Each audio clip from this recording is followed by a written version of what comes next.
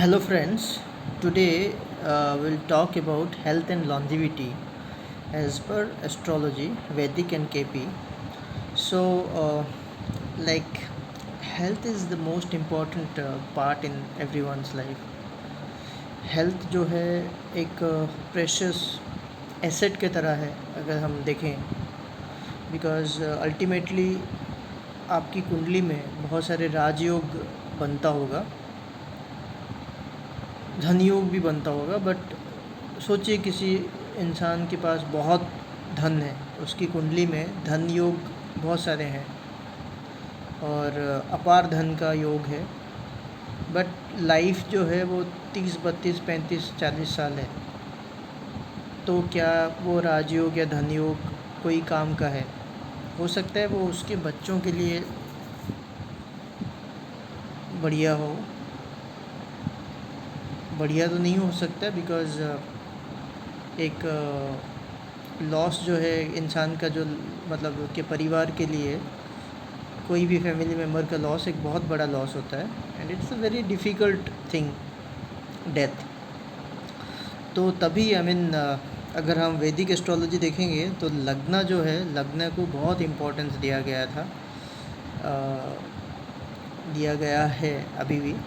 Because लग्न अगर fortified है, लग्न अगर स्ट्रॉन्ग है, तो इंसान का चाहे वेल्थ कम हो बट हेल्थ सही हो, हेल्थ ठीक हो और लॉन्जिविटी बहुत सही हो, तो इंसान की जो है वो सारी प्रॉब्लम्स 70-80% प्रॉब्लम ठीक हो, मतलब दूर हो जाता है।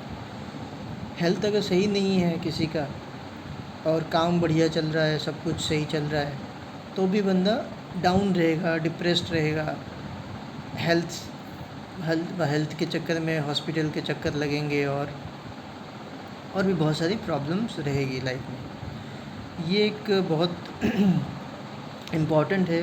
तभी जो जितने भी वैदिक एस्ट्रोलॉजी के थ्रू अगर देखेंगे, जो जितने भी राजयोग है वो सब लग्न से रिलेट करते हुए काफ़ी सारे राजयोग बताया गया। जैसे लग्न लॉर्ड के साथ लग्न जो है वो त्रिकोण भी है और केंद्र भी है। तो लग्न लॉर्ड के साथ कोई भी त्रिकोण या केंद्र का जो स्वामी है उसका प्लेसमेंट बहुत ही अच्छा माना गया है। वो चाहे लग्न में हो, चाहे वो 7th हाउस में हो, 4th हाउस में हो, 9th हाउस में हो। 9th हाउस एक अच्छा त्रिकोण माना गया है। लग्न 9th एंड 5th हाउस, ये त्रिकोण है, और लग्न त्रिकोण भी है और केंद्र भी है। तो दोस्तों, एक्चुअली कहने का मतलब है कि हेल्थ एंड लॉन्जिविटी एक बहुत इम्पोर्टेंट रोल प्ले करता है, और सबके लाइफ में अगर ये लॉन्जिविटी नहीं है किसी इंसान की, मतलब अगर प्रॉमिस नहीं है लॉन्जिविटी की, तो बाकी सब बेकार है, कुछ भी काम का नहीं है। तो इसके बारे में थोड़ा फर्दर डिस्कस करेंगे और जानने की कोशिश करेंगे कि हमें कैसे पता लगाया जाए। एक तो ये है कि हेल्थ लॉन्जिविटी का बता पाना एक्यूरेटली, ये लगभग चाहे वो वैदिक हो, केपी हो, काफ़ी रूल्स में वेरिएशंस आ जाते हैं और एक्यूरेटली आप प्रेडिक्ट नहीं कर सकते बर्थ चार्ट से। हाँ, प्रश्न कुंडली होरारी से आप कर सकते हो कुछ हद तक। तो एक कुछ रूल्स मैं बताता हूँ। अगर जैसे कि वैदिक है, वैदिक में हम देखेंगे लग्न में अगर राहु केतु बैठे हुए हैं, लग्न में अगर 12th लॉर्ड बैठा हुआ है, या लग्न लॉर्ड बहुत ही वीक है जाके 12th हाउस में बैठा हुआ है, या लग्न लॉर्ड वैसे तो 8th हाउस लॉन्जिविटी का है, पर लग्न लॉर्ड अगर 8th हाउस में बैठा हुआ है तो वो थोड़ा सा लाइफ को ठीक कर देता है बट अदर प्रॉब्लम्स देता है। 6th हाउस में बैठा हुआ है तो डिजीज़ देता है, और डिजीज़ से ही डेथ, मतलब जब मृत्यु जो है वो बीमारी के बाद ही मृत्यु होती है, या फिर एक्सीडेंट और अननेचुरल डेथ्स, यही है।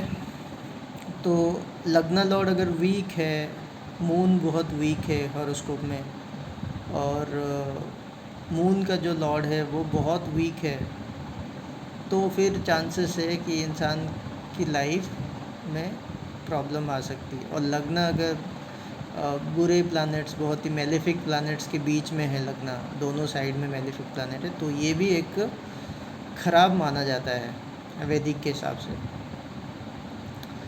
और लग्न में राहु केतु का प्लेसमेंट, लग्न में मार्स का प्लेसमेंट, मार्स का एस्पेक्ट, ये सब ख़राब माना जाता है।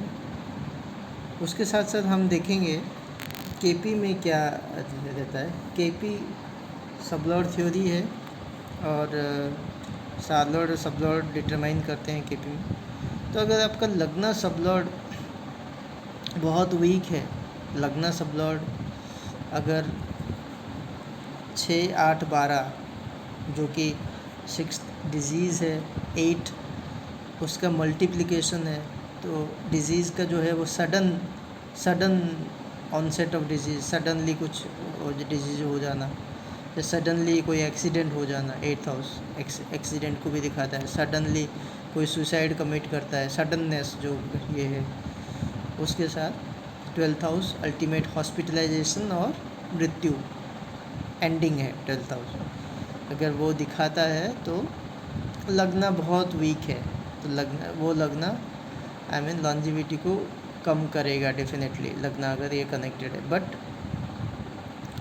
शॉर्ट लाइफ तब होगा जब इन सब के साथ मारक और बाधक का रोल आ जाएगा।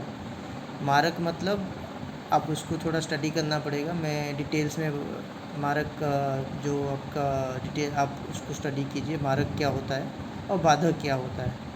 तो मारक और बाधक प्लानेट अगर उसके साथ, ये कॉन्टेक्स्ट में नहीं है, उसे एक्सप्लेन करूँगा तो वीडियो लंबा हो जाएगा। मारक और बाधक के साथ अगर कनेक्ट होता है तो और भी भयानक तरीके से लग्न को वीक कर देता है। और एक वीक लग्न हमेशा ही इंसान को हर फील्ड में तंग करेगा, हर फील्ड में तंग करने के साथ साथ आयु को कम कर देगा, जो कि सबसे ख़राब चीज़ है। जब आयु को कम कर देगा, हेल्थ ख़राब रहेगा तो इंसान का सब कुछ, आई मीन जो जितना भी वेल्थ है वो कोई काम का नहीं होगा।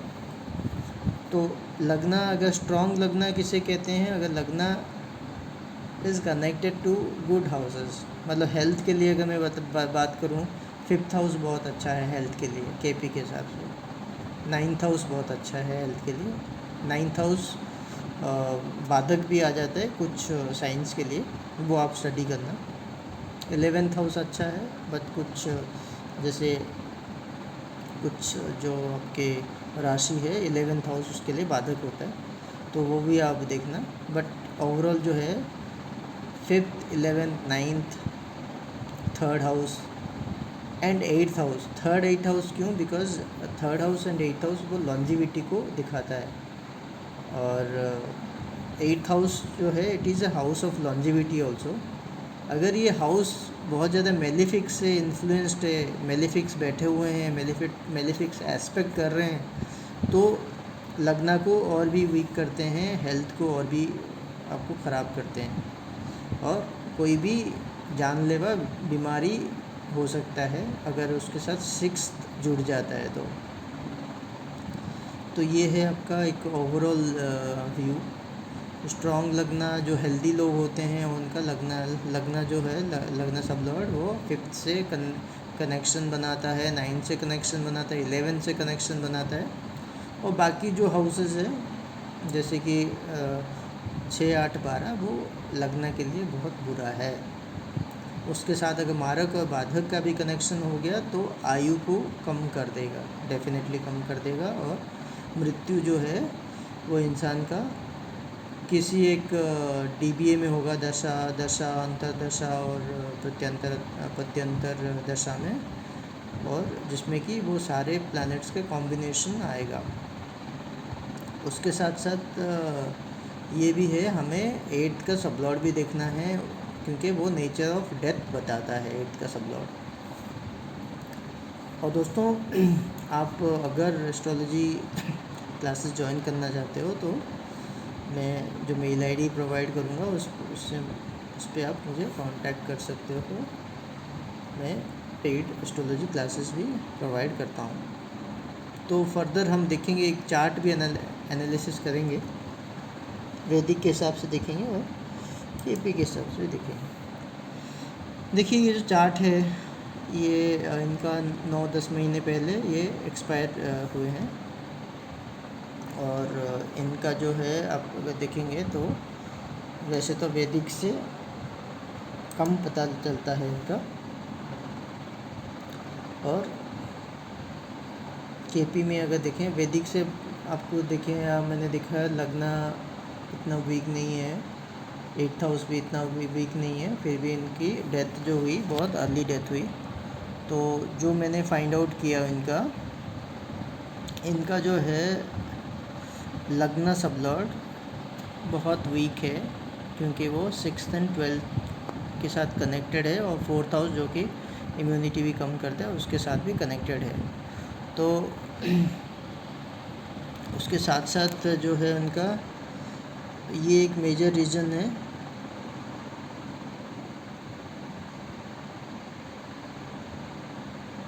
और इनका जो 8th का सब लॉर्ड जो है वो भी 4 एंड 12 के साथ कनेक्टेड है। तो ये एक देखा जाए तो लगना ये काफ़ी वीक हो गया इनको। इनकी ड्रिंकिंग हैबिट थी, उसके कारण इनकी ये फाइनली इससे उनके किडनी लिवर में काफ़ी प्रॉब्लम रही और फाइनली ये ही पास्ट अवे। तो दोस्तों और भी बहुत चीज़ें हैं जो कि हम अपने क्लासेस में डिस्कस करेंगे, एग्जाम्पल्स बहुत सारे प्रैक्टिस करेंगे। तो ये एक शॉर्ट वीडियो था। तो जनरली आई मीन लॉन्जिविटी और हेल्थ तो देख सकते हैं, बट किसी की लॉन्जिविटी को देख के एकदम से बताना नहीं चाहिए कि आपकी लॉन्जिविटी कम है, आपकी आयु कम है, ये किसी को भी आपको बताना नहीं है। अगर कोई ही आप एज ए एस्ट्रोलॉजर कोई आपको पूछता है कि हाँ हेल्थ बार बार ख़राब हो रहा है और आपसे कोई पूछता है तो आप वो सर्कमस्टेंस देख के आप उसे प्रॉपर उसको राय दे सकते हो। किसी को एकदम से नहीं बताना है कि आप तो आपकी लाइफ बहुत कम है, ये किसी को नहीं बताना है। वो प्रॉपर एनालिसिस के बाद ही कुछ उनको सलाह देना है। थैंक यू दोस्तों, वीडियो को लाइक कीजिए, शेयर कीजिए, और अगर आपको क्लासेस ज्वाइन करना है तो मुझे कमेंट भी कर सकते हैं। थैंक्स दोस्तों।